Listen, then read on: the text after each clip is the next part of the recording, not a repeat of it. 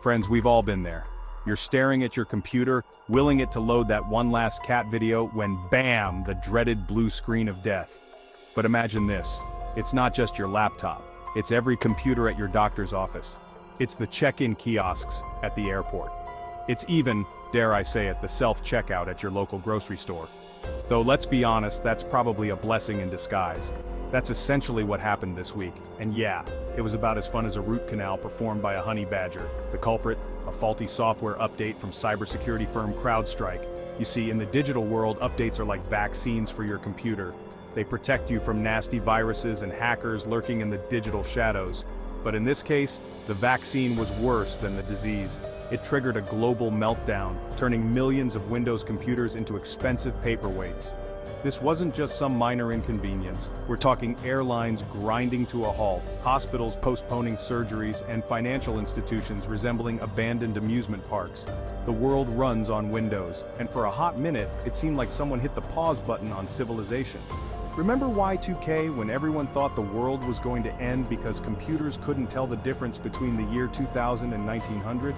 Well, this was like Y2K's bratty little cousin, less apocalyptic but still capable of throwing a massive digital tantrum.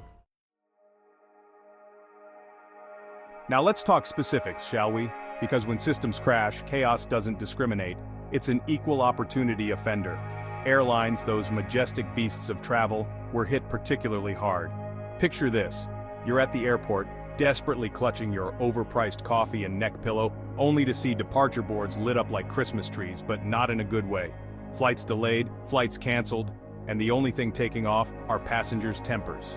Hospitals, those beacons of hope and hand sanitizer, weren't spared either.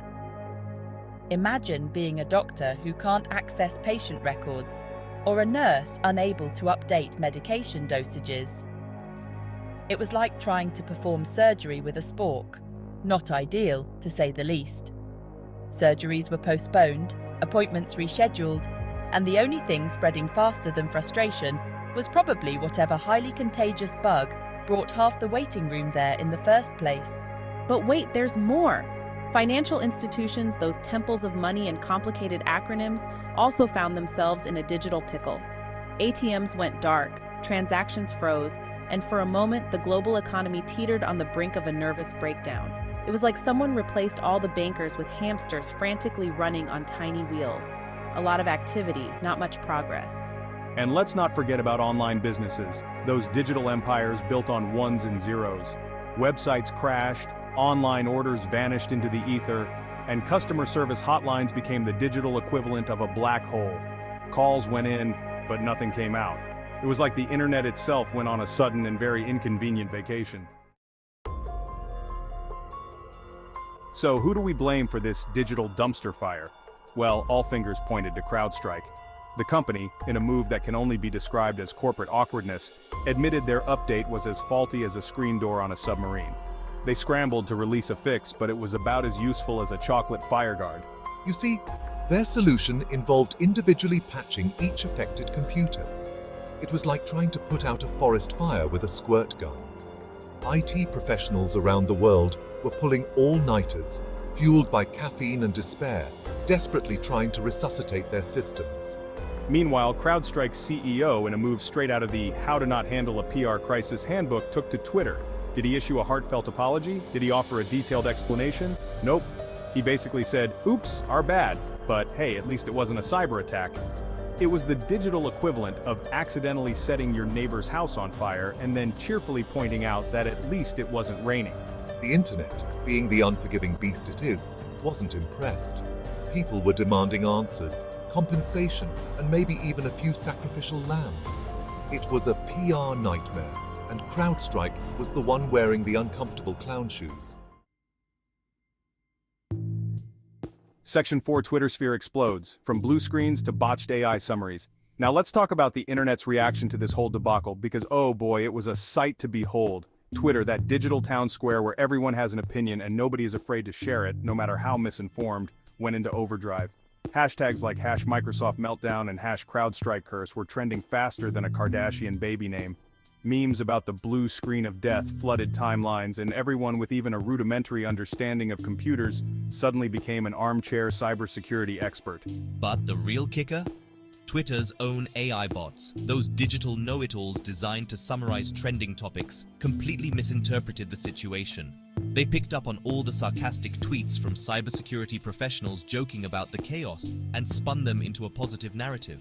It was like watching a robot try to explain a knock-knock joke, technically correct, but missing the entire point.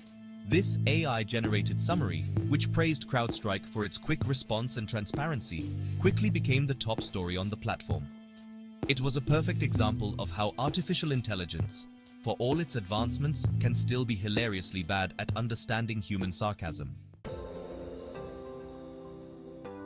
Section 5. Lessons from the rubble rethinking software in a hyper-connected world. So, what can we learn from this whole mess, besides the fact that maybe we rely a little too much on technology? Well, for starters, it highlights the fragility of our hyper-connected world. One faulty update, one coding error, and suddenly, we're catapulted back to the Stone Age, albeit with slightly better smartphones. It also underscores the crucial role of software updates.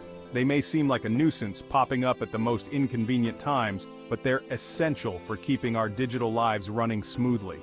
Think of them as the annoying but necessary flossing of the tech world. But perhaps the most important lesson is this: we need to rethink our approach to cybersecurity. As our reliance on technology grows, so too does our vulnerability to these kinds of disruptions. We need to build systems that are not only robust and secure, but also adaptable and resilient.